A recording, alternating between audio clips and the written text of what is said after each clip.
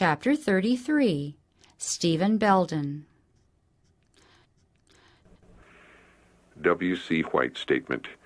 Sister White did not sympathize with those who took the ground that a person who had separated from a companion on other than scriptural ground and married again, that this second marriage must be broken up if they were to be accepted or retained in an SDA church.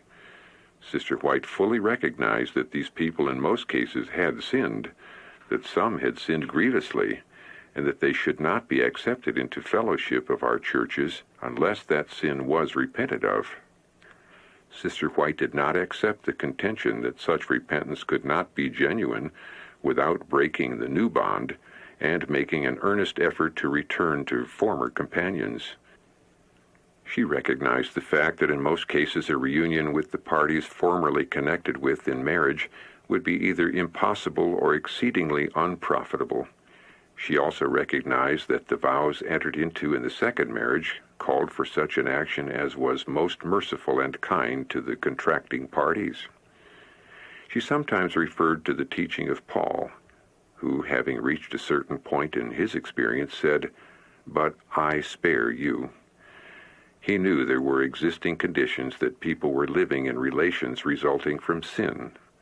He also knew that Christ would accept their genuine repentance, and that in many cases it would make matters worse if existing relations were torn up to prepare a way for a reunion with the parties who were incompanionable. So Sister White used to say, "But I spare you."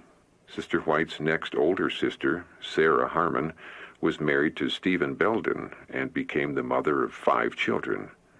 After her death, in pity for his children, he married a woman who had many years been a faithful servant in the household. Shortly after this, the measles visited the vicinity, and she with others had the measles in a severe form. The measles went to her brain, and she became insane and had to be taken to an asylum. Brother Belden struggled along for some time, trying to care for his 5 children, then for their sake married a very good, efficient woman. She helped him make a home and bring up his children, and was with him in Norfolk Island when he died. At various times, individuals where Brother Belden lived undertook to secure his exclusion from the church because he had married without separation from his wife on the charge of adultery. When appealed to in regard to this matter, Sister White said, "Let them alone.